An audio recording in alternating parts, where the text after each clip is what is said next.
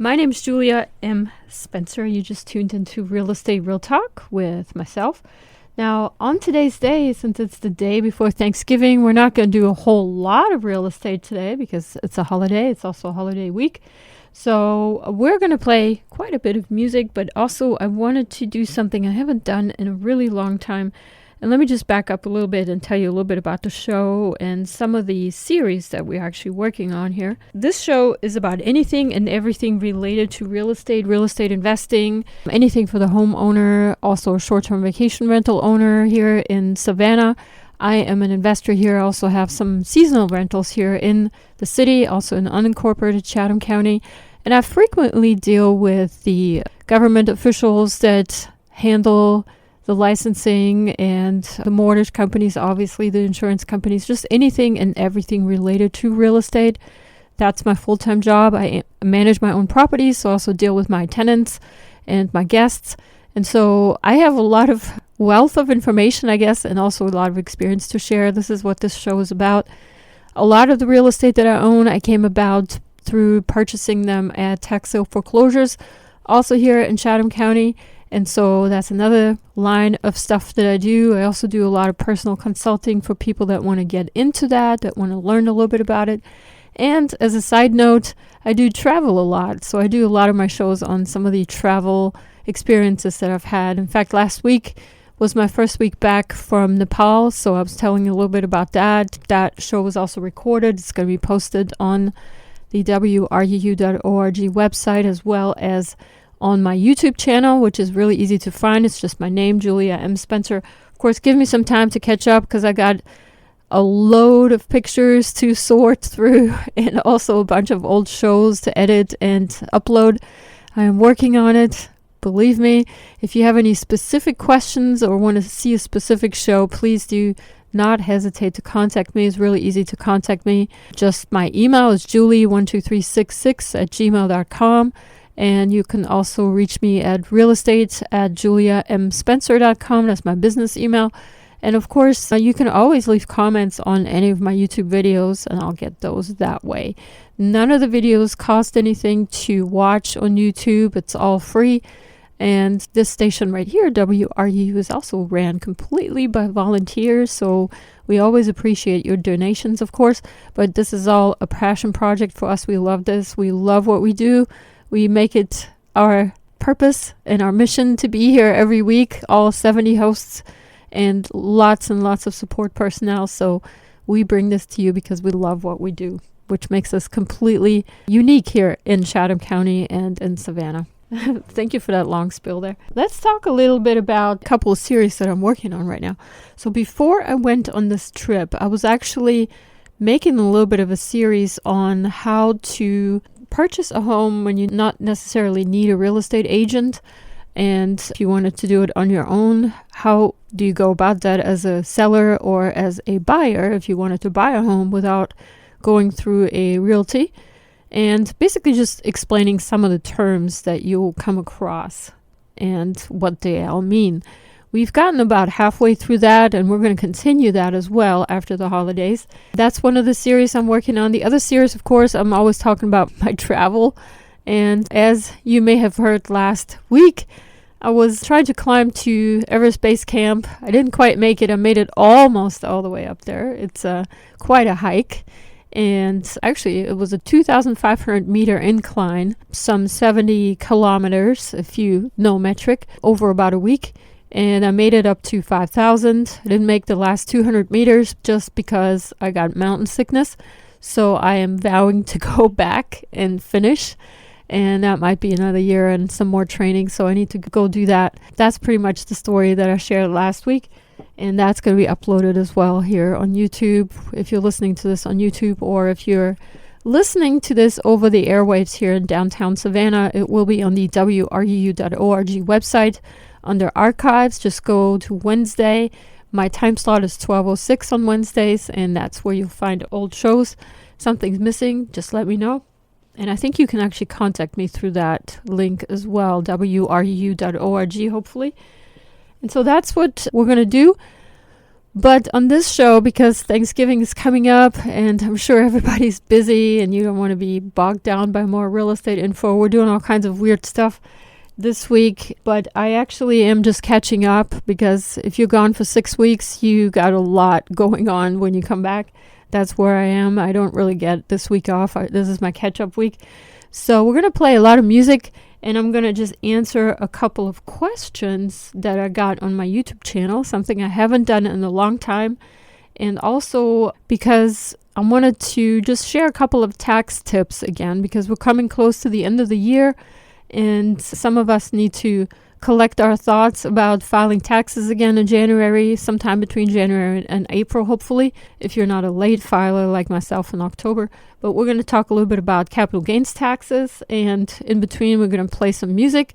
So yeah, I'm going to bother you with the boring real estate stuff anyways, but I think it's important, and as long as we play some awesome music in between, I don't think anybody really does care too much when we have the entertainment in between. So let me play some music now, and I will be right back. So please stay on, don't go anywhere. You're listening to WRULP. My name's Julia M. Spencer, and you're listening to Real Estate Real Talk today on this fine Wednesday afternoon, a little bit rainy day here right before Thanksgiving, 2023. Thank you so much for tuning in.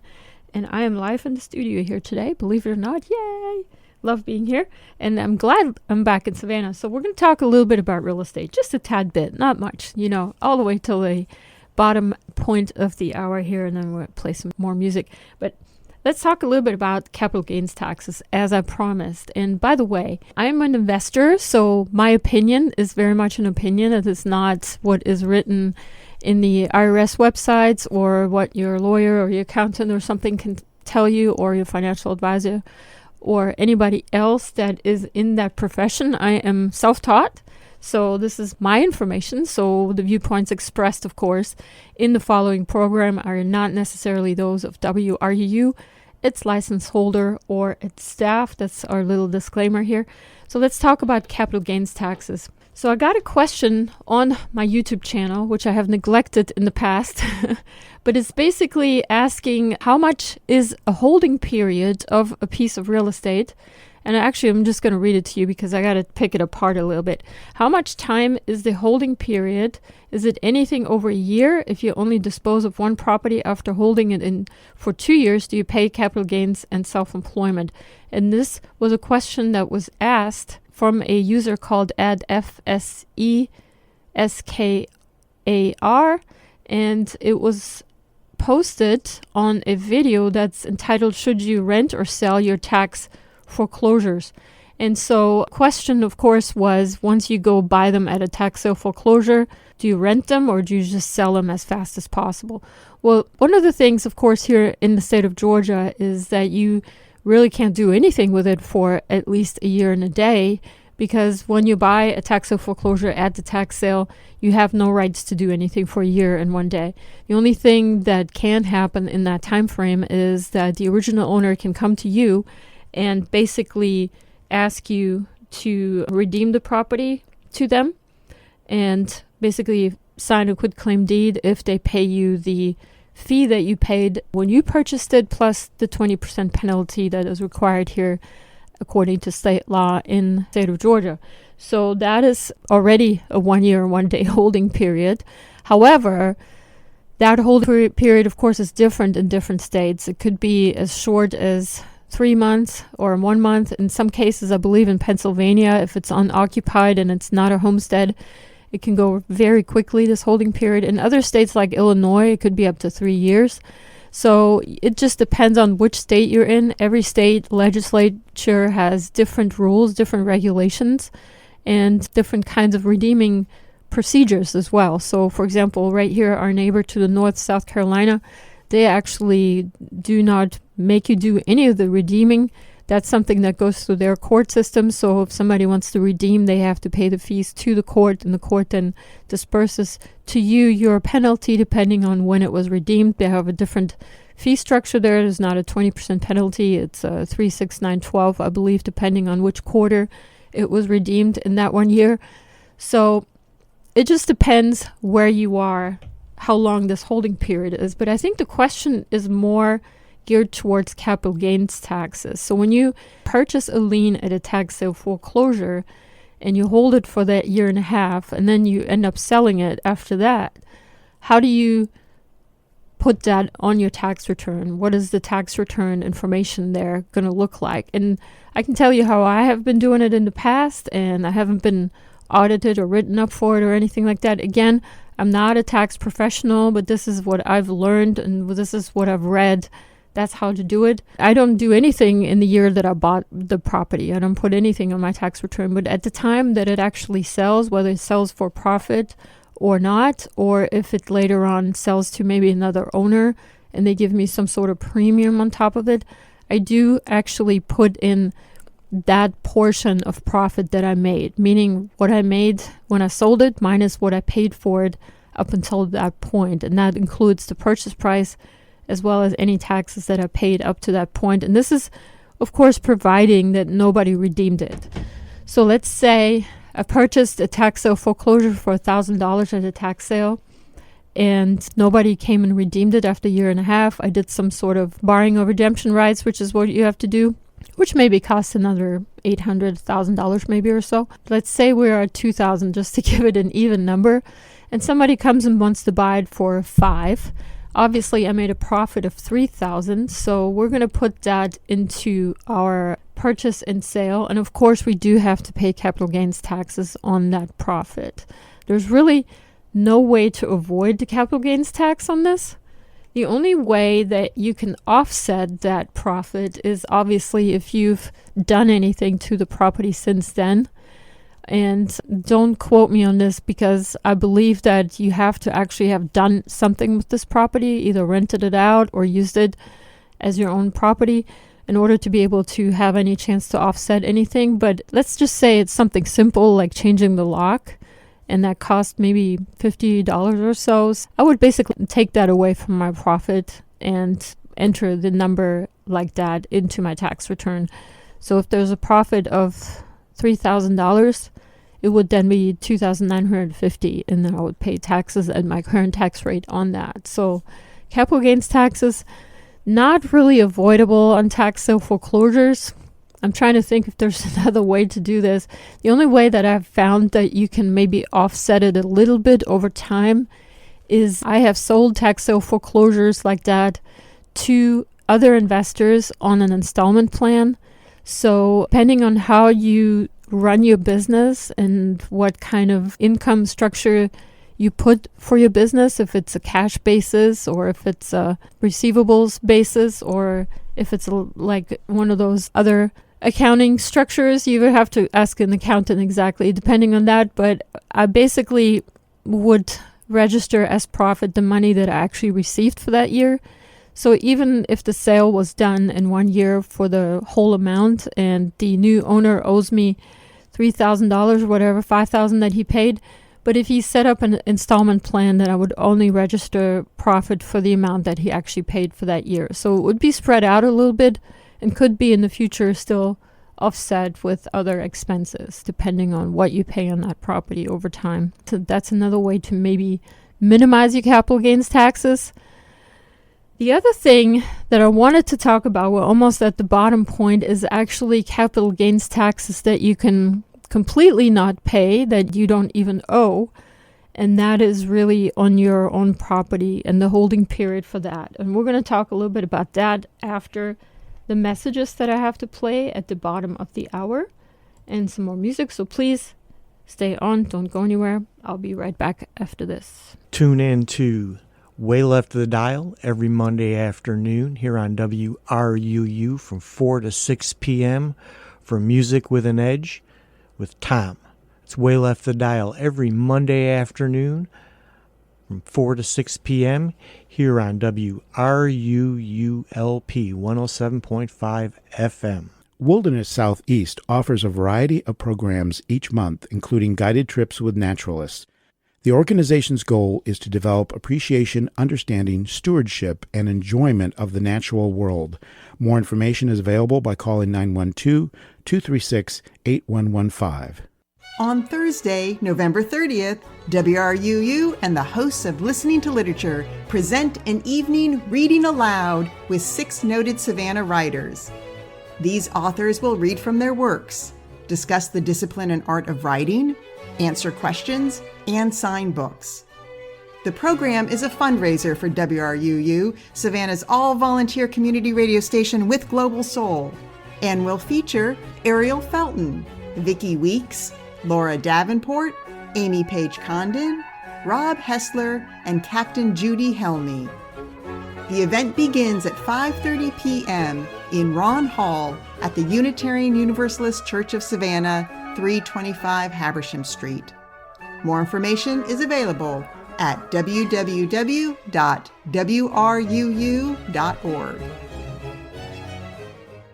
Hey Savannah, get your music played on the radio. Yes, you heard that right. Get your music played on the radio. We here at WRUU 107.5 FM are looking for quality local music. Share your talents for the city of Savannah to enjoy.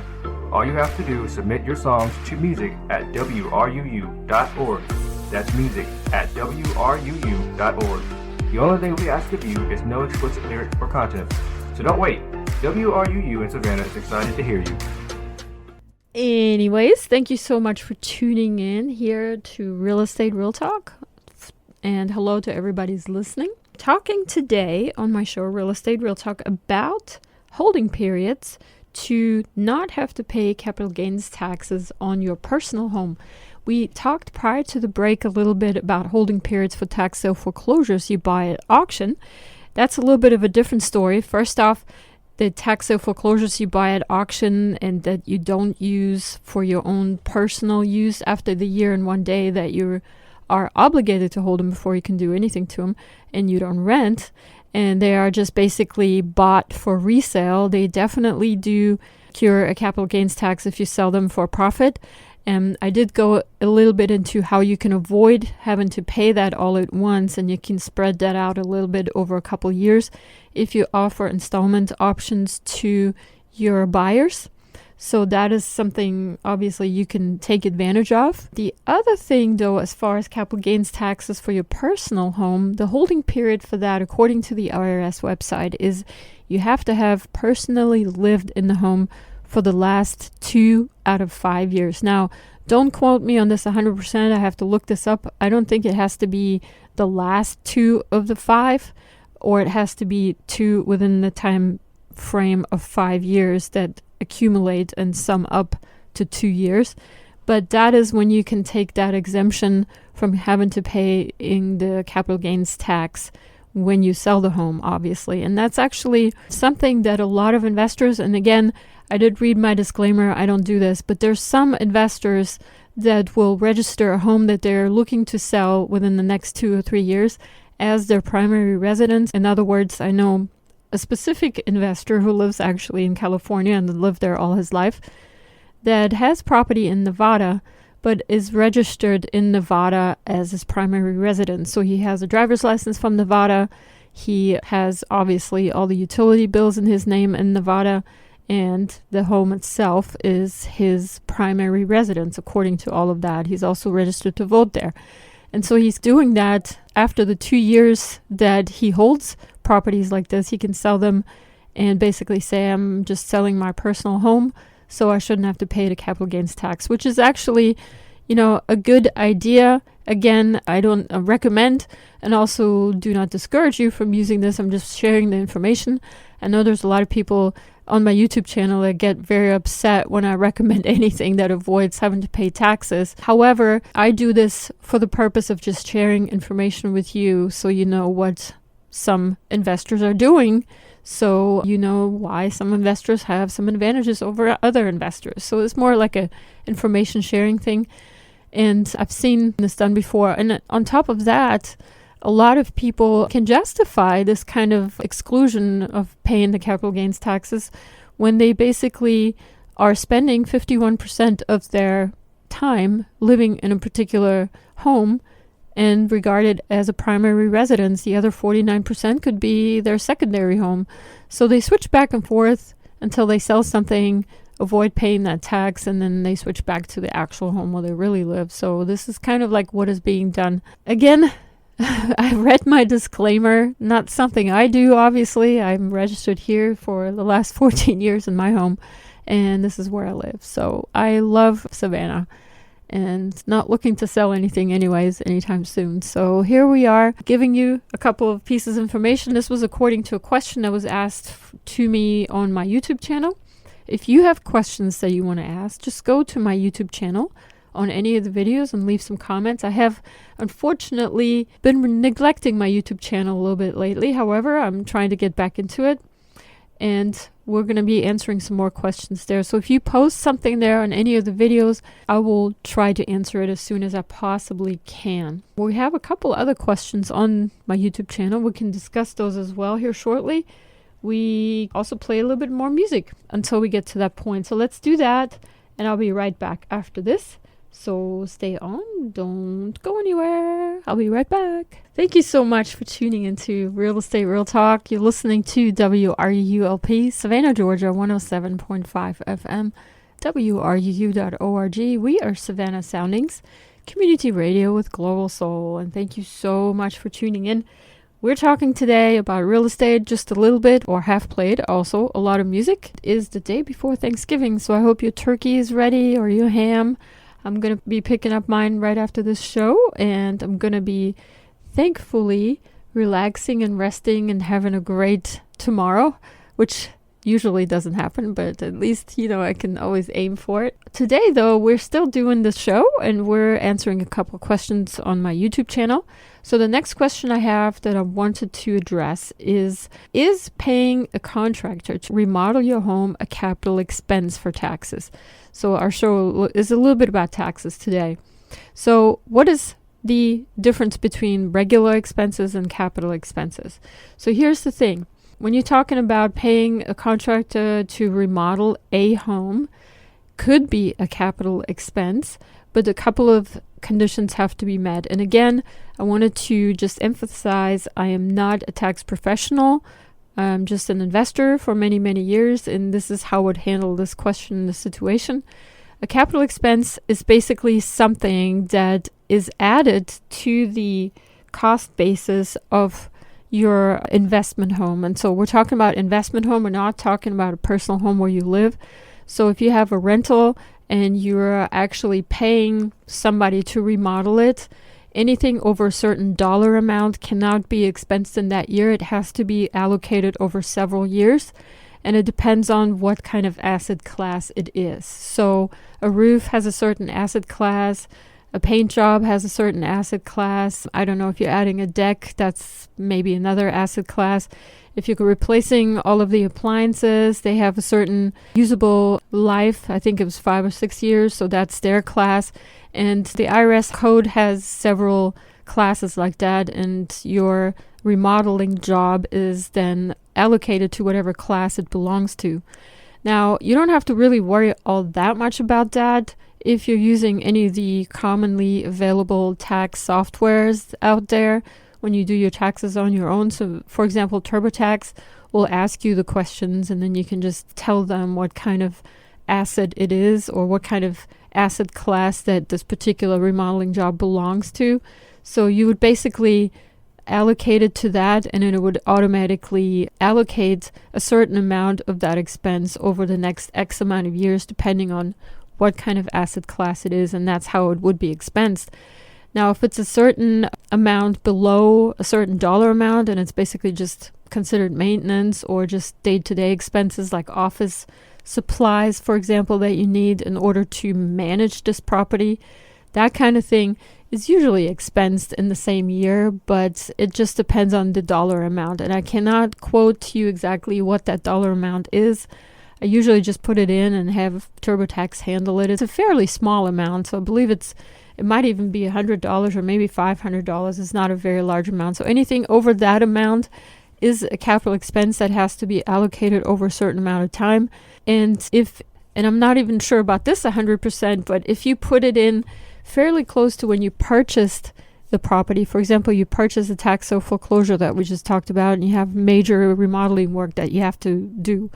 For example, I bought one for a couple of $1,000s many years ago, and I had to put up to, I think it was almost close to $120,000 into it as a capital expense to just make it livable. That money, those $120,000, will obviously be expensed over time. This is not something that I can expense in that 1 year, obviously. So that is the way the tax code works. So in order to answer this question, paying a contractor to remodel is definitely a capital expense. It just depends on what that contractor does in terms of remodeling. So that is he actually fixing a leak in a roof, or is he replacing the roof too? That's another question. So repairing a leak could possibly not be considered a capital expense. But if you decide, oh, well, it's been an old roof, there's a hole in it, let's just replace the whole thing, that could be a capital expense. So this is something that you have to discuss with your tax professional. But even better than talking over it with your tax professional is to go to the irs.gov website and actually read up on it yourself. And I always recommend that option because you'll learn so much. And on top of that, believe it or not, and a lot of people complain about the government and the IRS, but the IRS has information out there for people. They're trying to make it easy for people to understand. Obviously still not always easy to understand, but you can always call them and ask them. And from the couple of times in my life that I've called the IRS to ask questions, they have been very easygoing, very friendly, have always answered the phone without long hold times, and they were always able to get an answer. And obviously their answer always is usually they give you the right answer according to what publication or where it's written down the way I should handle any specific situation. But when they don't have the answer, they will give you the best common sense answer.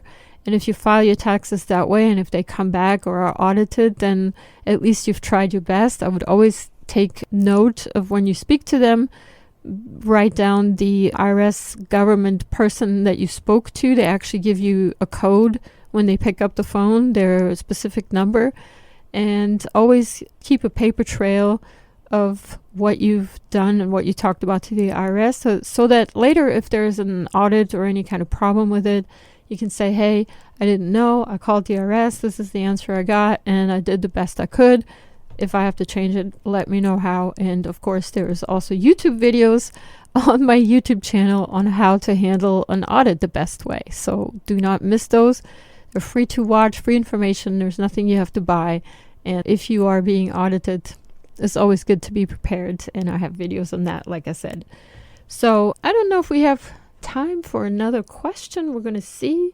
Let me see if I can just play some really quick music. And then if I find another good question, I'll be right back with that.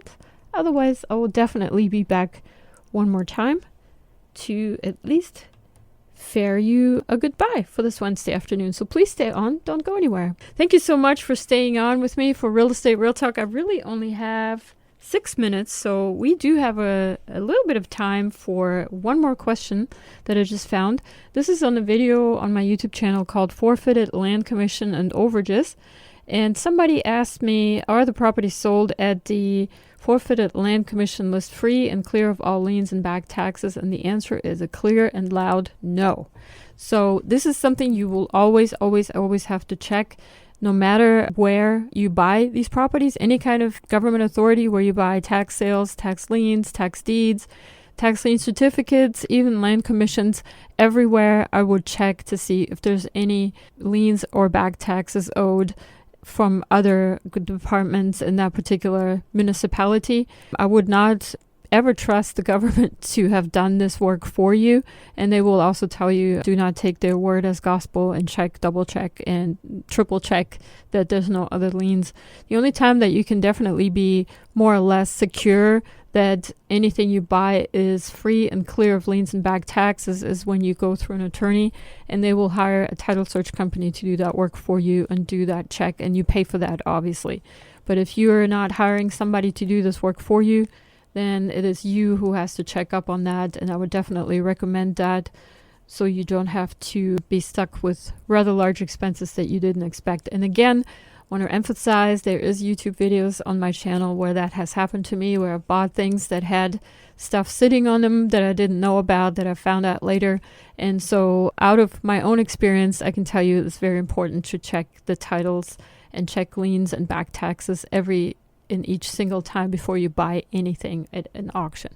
So that brings me to the end of my show today. After this is musical migrations. My name is Julia M. Spencer. You're listening to Real Estate Real Talk with myself. I am probably not going to be here for very long next Wednesday. I probably will come in for the first half hour. In the meantime, I hope you have a great Thanksgiving and an awesome holiday. I do appreciate you listening to my show. I wanted to let you guys also know that the viewpoints expressed in the preceding program are not necessarily those of WRUU, its license holder, or its staff. And you have been listening to WRUU-LP, Savannah, Georgia, 107.5 FM, WRUU.org. We are Savannah Soundings Community Radio with Global Soul. Have a great week, everybody. Bye-bye. For your free guide to real estate investing, visit juliamspencer.com.